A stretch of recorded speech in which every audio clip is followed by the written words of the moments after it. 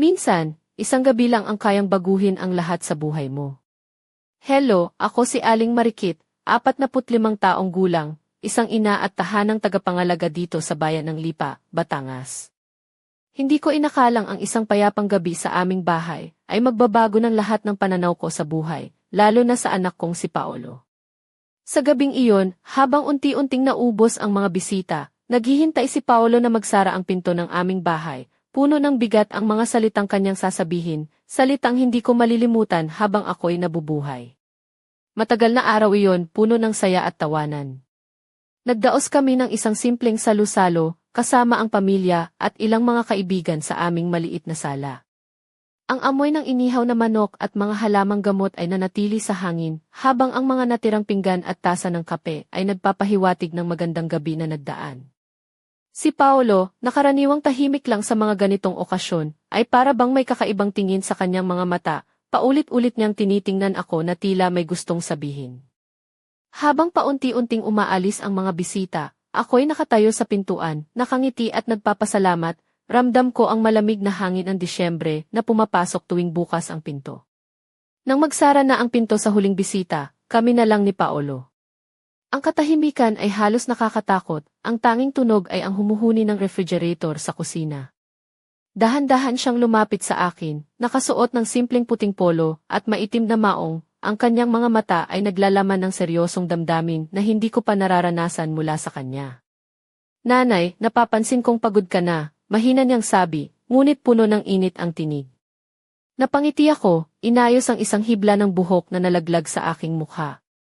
Subukang magluto para sa 10 tao, tingnan natin kung gaano kakakapal ang tibay ko, biro ko.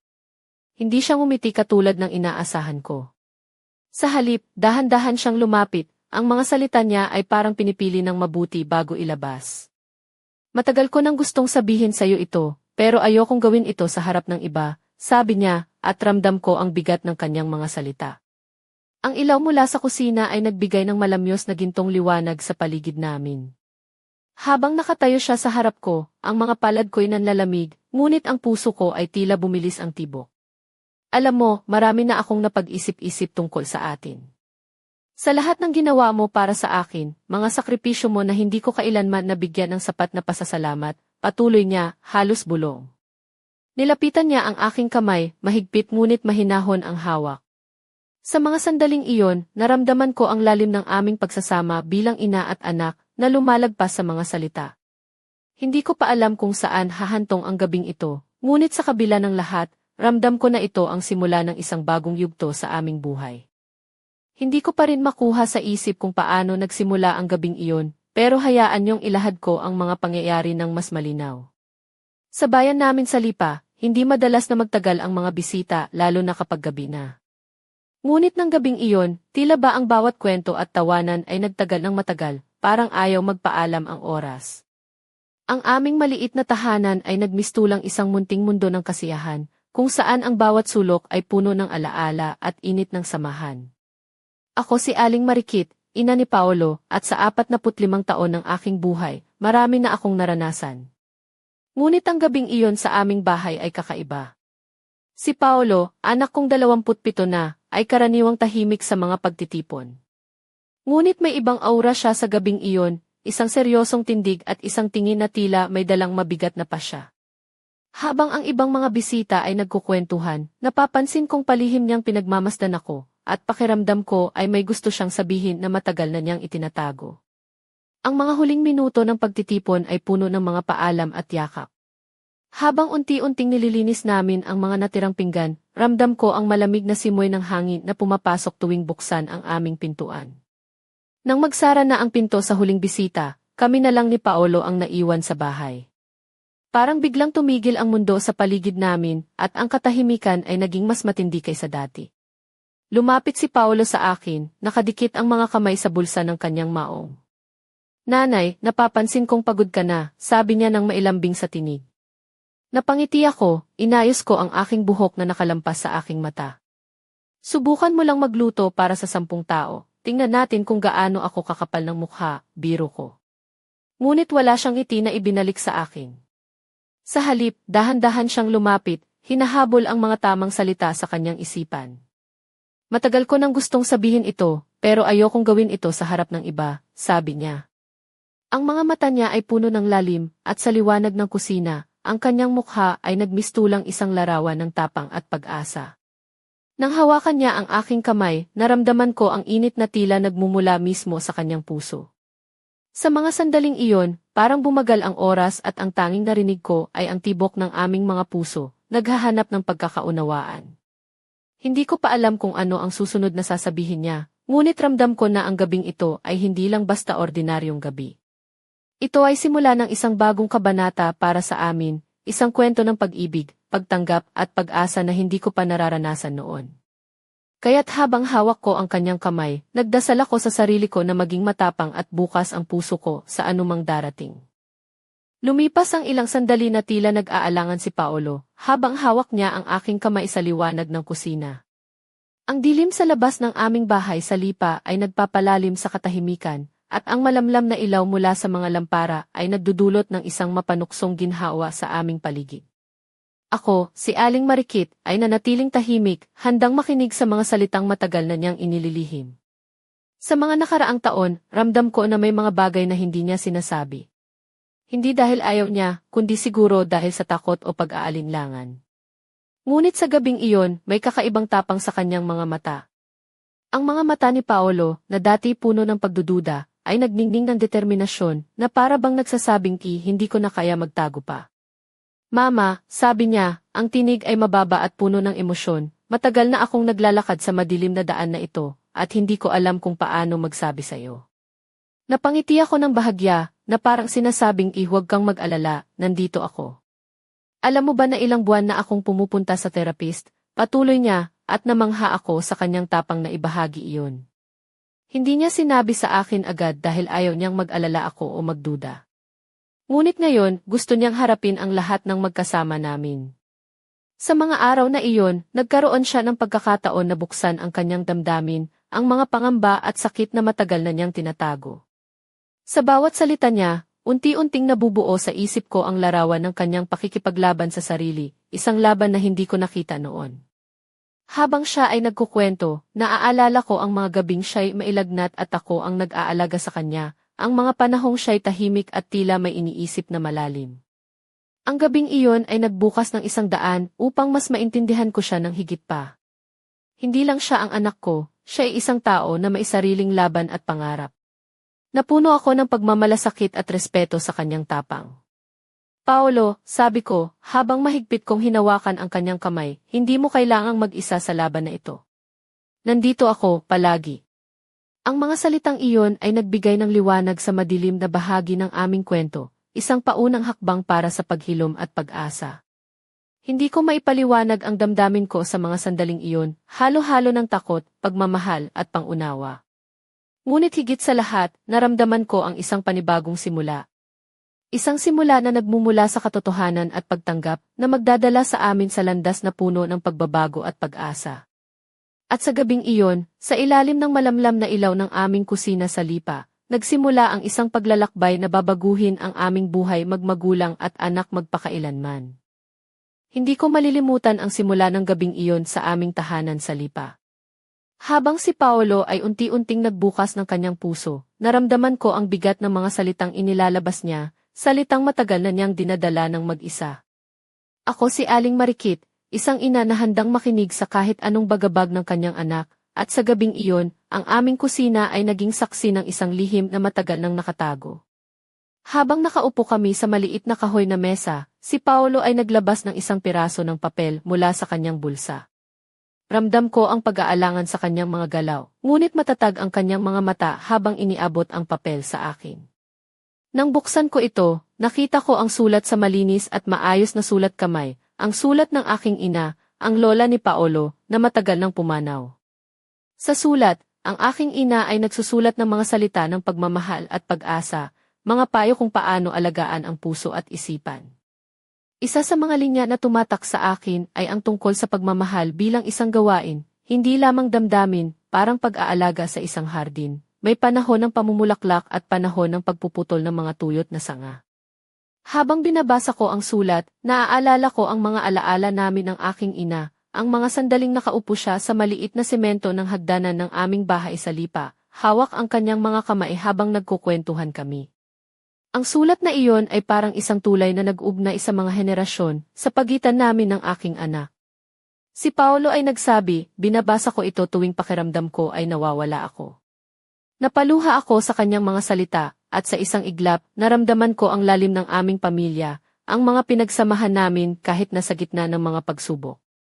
Hindi ito simpleng sulat lang, ito ay isang piraso ng aming puso, isang alaala ng pagmamahal na hindi kailanman mawawala.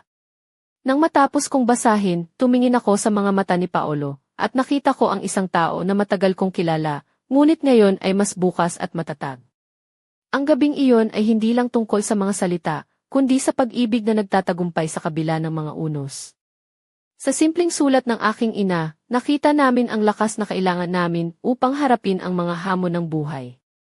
Naging malinaw sa akin na ang aming kwento ay hindi lamang tungkol sa sakit o pagkalito, kundi tungkol sa pag-asa at bagong simula.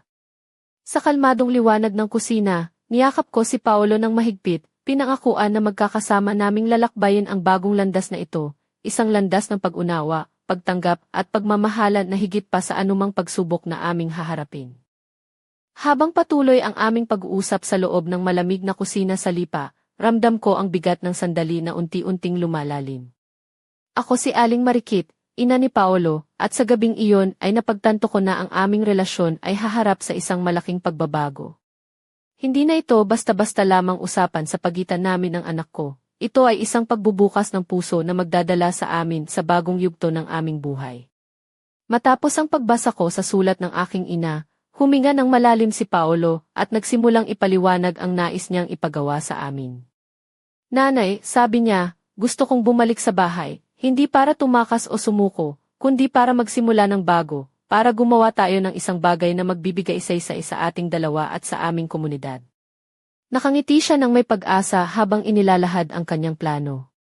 Gusto niyang magtatag kami ng isang maliit na samahan, isang lugar kung saan maaaring magtipon ang mga kapitbahay tuwing Miyerkules ng gabi para sa simpleng salu-salo, kwentuhan at pagbabahagi ng mga kwento. Isang komunidad na may puso, kung saan ang bawat isa ay naririnig at nararamdaman ang tunay na kahulugan ng pagkakaisa. Napangiti ako sa ideyang iyon, naiisip ko ang mga pagkakataon na ang aming bahay ay naging tahanan ng mga masasayang alaala. At ngayon ay pwede pa naming gawing mas malawak ang aming pamilya sa pamamagitan ng pagsama-sama ng mga tao sa aming paligid. Parang gusto kong tawaging hagdan ng pag-asa ito, sabi ko, naalala ang sulat ng aking ina at ang hagdang sementong pinag-upuan namin noon. Magandang pangalan iyan, nanay, sagot ni Paolo, dahil tulad ng hagdan, bawat hakbang ay kailangan upang umakyat at makita ang liwanag. Habang pinag-uusapan namin ang mga detalye, ramdam ko ang init ng bagong pag-asa sa aming mga puso. Ang mga plano niya ay simple pero makahulugan, mga hapag na puno ng masasarap na pagkain, mga ilaw na magbibigay ng liwanag sa madilim na gabi, at mga kwento na magpapasaya sa bawat dumalo. Doon ko naisip na kahit gaano kahirap ang buhay, may mga pagkakataon pa rin na pwedeng magsimula ulit, pwedeng bumuo ng mga bagong alaala at maghilom ng mga sugat. Ang gabing iyon ay isang paalala na sa likod ng bawat pagsubok ay may pag-asa at pagmamahal na naghihintay na matuklasan. Habang pinaplano namin iyon, hindi ko maiwasang mapangiti sa mga mata ni Paolo, ang mga mata ng anak kong may tapang na harapin ang kanyang mga kinatatakutan at magsimula ng pagbabago. Sa simpleng kusina namin, tila ba nag-uumapaw ang mga pangarap at pangakong magdadala sa amin sa mas maliwanag na bukas. Hindi ko pa alam ang lahat ng susunod na mangyayari, pero isang bagay ang sigurado ako, hindi na kami mag-iisa sa laban na ito. Hindi ko pa rin matanggap ang lahat ng nangyari sa gabing iyon sa aming tahanan sa Lipa. Ako si Aling Marikit, ina ni Paolo, at habang nakaupo kami sa aming kusina, ramdam ko ang malalim na pagbabago na unti-unting bumabalot sa amin. Ang mga salita ng aking anak ay parang kidlat na sumilaw sa madilim na kalangitan, nakagugulat, ngunit may dalang liwanag at pag-asa. Habang iniisip ko ang mga sinabi ni Paolo, hindi maiwasang magtanong sa sarili kung paano sana nagbago ang lahat kung mas maaga niyang sinabi sa akin ang kanyang nararamdaman. Marahil ay mas maaga naming naayos ang mga hindi pagkakaintindihan, mas napabuti ang aming samahan. Ngunit hindi ko rin maipagkakailan na ang gabing iyon, kahit puno ng bigat, ay nagbigay daan sa isang malalim na pag-unawa sa isa't isa. Pumapasok sa isip ko ang mga pagkakataong ako'y nagtampo o siya naman ang nag-aatubiling magpahayag ng damdamin. Kung paano kami pareho nagtataglay ng takot na masaktan o hindi maintindihan. Ngunit sa kabila ng lahat, naroon pa rin ang pagmamahal na nananatili, isang matibay na pundasyon na hindi kailanman mawawala. Habang hawak ko ang kamay ni Paolo, napagtanto ko na ang tunay na lakas ay hindi ang pagiging matatag na mag-isa, kundi ang pagiging bukas sa tulong at pag-unawa ng iba. Sa kabila ng lahat ng pagsubok na aming pinagdaanan, mayroong pag-asa na bumangon, magsimula muli at maghilom. Ngunit hindi ko maikakaila na may takot din na sumagi sa puso ko. Paano kung hindi namin kayanin ang pagbabagong ito? Paano kung ang mga sugat na matagal nang nakabaon ay muling mananakit?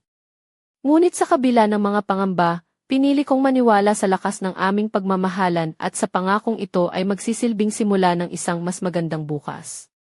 Habang pinagmamasdan ko si Paolo, na may ngiti na hindi na lamang pansamantalang aliw, kundi isang tunay na pag-asa, naisip ko na ang gabi na iyon ay hindi lamang pagtatapos ng isang kabanata, kundi simula ng isang paglalakbay na puno ng tapang at pagmamahal. Ang mga mata niya, na dati puno ng pag-aalinlangan, ngayon ay naglalaman ng isang pangakong hindi ko pa naririnig mula sa kanya bago, isang pangakong sabik na bumalik sa tahanan, hindi bilang isang nagtatago, kundi bilang isang anak na handang magtulungan para sa isang mas matibay na pamilya. Habang nakatingin kami sa isa't isa sa ilalim ng malambing na ilaw ng kusina, alam ko na ang gabing iyon ay nagdala ng isang bagong simoy sa aming buhay, isang simoy na magpapalakas sa amin upang harapin ang anumang hamon na darating. Ngunit sa likod ng ganda ng mga pangakong iyon, may bahid na misteryo at takot na hindi ko pa lubos na maintindihan. Ano nga ba talaga ang naghihintay sa amin sa bagong landas na ito? At handa ba talaga kaming harapin ito ng magkasama? Hindi ko inaasahan ang susunod na sasabihin ni Paolo. At nangyari ito ng parang kidlat sa gabing tahimik sa aming tahanan sa Lipa. Ako si Aling Marikit, ina niya, at sa sandaling iyon ay parang nawala ang lahat sa paligid namin, ang lamig ng gabi, ang liwanag ng kusina, pati ang mga alulong ng aso sa kalye. Ang mga salita niyang iyon ay nagbukas ng pinto sa isang lihim na matagal nang nakatago sa kanyang puso. Nanay, mahina niyang ani, hindi lang yung pagbabalik ko sa bahay ang gusto kong sabihin. May isa pa akong sasabihin, isang bagay na matagal ko nang tinatago dahil natatakot akong masaktan ka o baka di mo maintindihan. Huminga siya ng malalim at nakita ko ang pag-aalangan sa kanyang mga mata. Hindi ko alam kung paano mo tatanggapin ito, pero kailangan kong maging totoo sa'yo. Ako'y nanatiling tahimik, hawak ang kanyang kamay ng mahigpit, naghihintay sa mga salitang babagsak mula sa kanyang labi. Nanay, may kapareha ako, wika niya, halos bulong. Para bang bumagsak ang mundo sa aking mga balikat sa isang saglit. Ang mga puso namin ay bumilis ang tibok, ang hangin sa paligid ay naging mabigat, at ang aming kusina ay naging isang entablado ng isang lihim na matagal nang itinago. Hindi ko inaasahan ang ganitong balitang darating mula sa anak kong inalagaan simula pagkabata. Sa isang iglap, nagdilim ang isip ko, ngunit sa likod ng lahat ng iyon, ay may isang bahagyang ningning ng pag-unawa na unti-unting sumilay. Ang gabing tahimik ay biglang naging isang mahirap na pagsubok ng aming relasyon, isang pagsubok kung saan kailangan naming harapin ang katotohanan, kahit na ito'y mahirap tanggapin. Pinigil ko ang luha na nagtatangka ng pumatak, at sa halip ay inalalayan ko si Paolo sa kanyang pag-aalinlangan. Salamat sa pagiging tapat sa akin, mahina kong sabi, kahit ang puso ko ay tila nagdurusa. Alam kong hindi madali para sa kanya ang aminin iyon, at kahit na naguguluhan ako, pinipilit kong unawain ang kanyang nararamdaman. Gusto kong bumalik hindi lang bilang anak mo, kundi bilang tao na tanggap ang sarili, kasama ang taong mahal ko, dagdag pa niya. Ang mga salita niya ay punong-puno ng pag-asa, ngunit dala rin ang takot ng pagbabago. Sa mga sandaling iyon, naisip ko na ang gabing ito ay hindi lamang tungkol sa pag-uwi niya, kundi tungkol sa pagharap namin sa mga bagay na matagal na naming iniiwasan. Hindi ko pa alam kung paano ito matatanggap ng aming pamilya, ng aming mga kapitbahay, at ng bayan ng Lipa. Ngunit isang bagay ang sigurado ako, ang pag-ibig ko kay Paolo ay mas malalim kaysa sa anumang takot o pagdududa. Ngunit paano ba namin haharapin ang bagong mundo na ito? At ano ang magiging epekto nito sa aming tahanan, sa aming relasyon, at sa mga pangarap na pinag-usapan namin kanina? Ang gabing iyon ay naging simula ng isang malaking pagbabago, isang misteryong kailangang naming tuklasin ng magkasama. Hindi ko inaasahan ang biglang pagbukas ni Paolo ng isang lihim na matagal na niyang itinatago. Ako si Aling Marikit, ina niya, at sa gabing iyon sa aming tahanan sa Lipa, ang buong mundo ko ay parang nag-iba ng kulay. Nang marinig ko ang kanyang pag-amin na may kapareha siya, ang puso ko ay naglalaro sa pagitan ng pagkagulat, pag-aalala, at isang di maipaliwanag na pagmamahal na hindi nababago ng kahit ano. Tumigil muna kami sa aming pag-uusap, ang mga mata namin ay nagtagpo, pilit naming hinahanap ang tamang mga salita upang ipaliwanag ang aming nararamdaman. Ang lamig ng gabi ay parang humupa, napalitan ng init ng aming pagtanggap at pag-asa na kahit anong bagyo ay malalampasan namin ng magkasama. Habang unti-unting nagbukas si Paolo tungkol sa buhay niya sa lungsod, sa mga taong nakilala niya, at sa taong kasama niya ngayon, naramdaman ko ang bigat ng kanyang pinagdadaanan. Hindi madali para sa kanya ang ilahad ang katotohanan, lalo na sa akin na ina niya. Ngunit sa kabila ng lahat, nakita ko ang tapang at pag-asa sa kanyang mga mata, ay pagnanais na simulan muli na may bukas na puso at walang itinatagong lihim.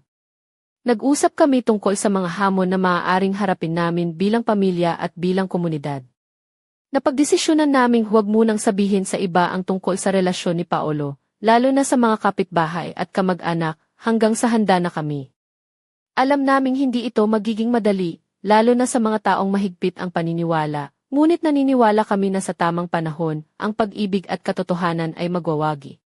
Sa gitna ng aming pag-uusap, napag-alaman namin na ang plano ni Paolo na bumuo ng isang maliit na samahan para sa mga kapitbahay ay maaaring maging daan upang mas mapalapit kami sa isa't isa at sa aming komunidad.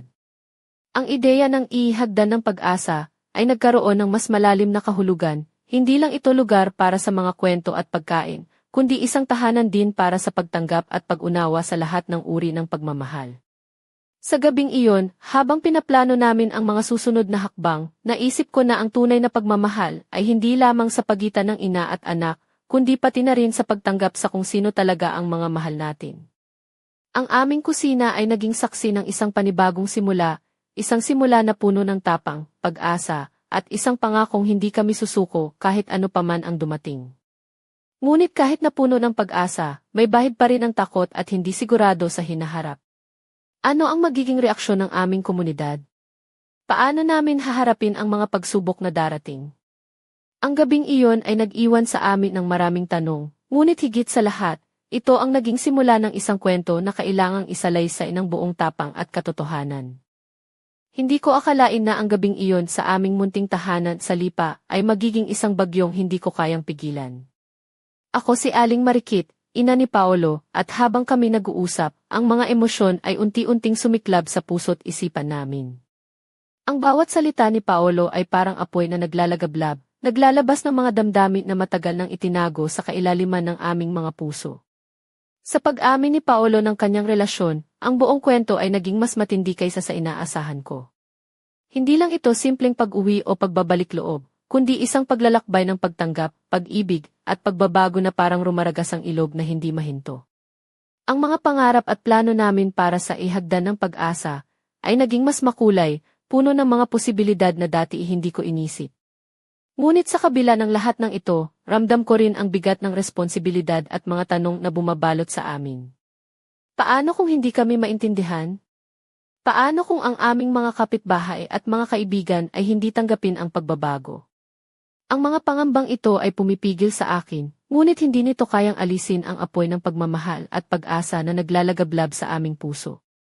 Habang pinaplano namin ang mga susunod na hakbang, ang aming kusina ay tila naging entablado ng isang drama, isang palabas ng buhay na puno ng emosyon, pag-asa, at kahirapan. Ang mga salita at pangarap ay nagiging realidad, at ang aming mga puso ay naglalaban-laban sa pagitan ng takot at tapang. Ang mga mata ni Paolo ay naglalaman ng isang sigla na dati hindi ko makita, isang sigla na nagpapakita ng kanyang determinasyon na harapin ang anumang pagsubok kasama ako. Ang aming mga kamay ay mahigpit na magkahawak, simbolo ng aming pagkakaisa at lakas sa kabila ng lahat. Hindi ko maipaliwanag ang damdamin ko sa gabing iyon, isang halo ng pag-ibig, pangamba, at pag-asa na naglalakbay sa bawat sulok ng puso ko. Alam kong ang gabing ito ay isang malaking hakbang tungo sa pagbabago, isang simula na puno ng posibilidad at misteryo. Ang ihagdan ng pag-asa ay magiging higit pa sa isang lugar, ito ay magiging simbolo ng aming pagbabagong loob, ng aming tapang na harapin ang mundo ng magkasama. Ngunit sa likod ng lahat ng ito ay ang tanong na bumabagabag sa akin, handang-handa ba kaming harapin ang mga unos na paparating? At paano namin mapapanatili ang pagmamahal sa gitna ng mga pagsubok na ito? Ang gabi ay nagtatapos, ngunit ang kwento ay patuloy na sumusulat sa bawat tibok ng aming mga puso. Isang kwento ng pag-ibig, tapang, at pag-asa na hindi pa tapos na naghihintay ng mga susunod na kabanata. Sa paglapit ng hating gabi sa aming tahanan sa Lipa, ramdam ko ang bigat at lalim ng gabing iyon. Ako si Aling Marikit, ina ni Paolo, at habang pinapatay ko ang ilaw sa kusina, ang dilim ay bumalot sa paligid, hindi lamang sa aming bahay, kundi pati sa puso ko. Ang bawat sandali ay puno ng mga tanong, pangarap at takot na tila nakasabit sa hangin. Habang umaakyat ako sa hagdang gawa sa kahoy patungo sa aming silid, naramdaman ko ang kakaibang pagginhawa na kasabay ng pag-aalala. Ang gabing ito ay hindi lamang pagtatapos ng isang araw, kundi simula ng isang bagong kabanata, isang kabanata na puno ng hindi tiyak, ngunit puno rin ng pangakong pagbabago. Nakatitig ako sa bintana, pinagmamasdan ang mga ilaw ng paligid, ang mga anino ng mga puno, at ang malamig na simoy ng hangin na dumadampi sa aking mukha. Sa puso ko, alam kong marami pa kaming haharapin, mga usapin na hindi madali, mga salitang kailangang sabihin, at mga damdaming kailangang paghilumin. Ngunit sa kabila ng lahat, naramdaman ko ang lakas na nagmumula sa aming pagkakaisa ni Paolo. Ang aming mga pangarap para sa ihagdan ng pag-asa, ay nagbibigay liwanag sa madilim na bahagi ng aming buhay. Isang munting samahan na magiging tahanan ng mga kwento, ng pagtanggap at ng pag-ibig na walang pinipiling anyo. Habang ako'y nagpapahinga sa kama, hindi ko maiwasang isipin kung paano magbabago ang lahat. Paano kung ang mga kapitbahay ay hindi tumanggap? Paano kung may mga pagsubok na hindi namin kayang lampasan? Ngunit sa puso ko, may isang tinig na nagsasabing, hindi ka nag-iisa. Magkasama kayo ni Paolo sa pagharap sa lahat. At sa mga sandaling iyon, isang lihim na pangako ang nabuo sa aking dibdib, isang pangakong hindi lamang para sa amin, kundi para sa lahat ng taong nangangailangan ng tahanan, ng pag-asa, at ng tunay na pagmamahal. Ang gabing iyon ay nagtapos, ngunit ang kwento ay nanatiling bukas. Isang kwento na patuloy na isusulat ng bawat araw, bawat tawa, bawat luha, at bawat yakap na magpapatibay sa amin. At sa likod ng lahat ng ito, may isang tanong na patuloy na bumabalot sa akin. Ano nga ba talaga ang ibig sabihin ng kibuhay na tahanan? At handa ba kaming harapin ang lahat ng sagot na darating sa amin? Hanggang sa muli, sa susunod na kabanata ng aming buhay, dito sa munting bayan ng Lipa, kung saan ang bawat gabi ay may dalang lihim, pag-asa, at pagmamahal na naghihintay lamang na tuklasin.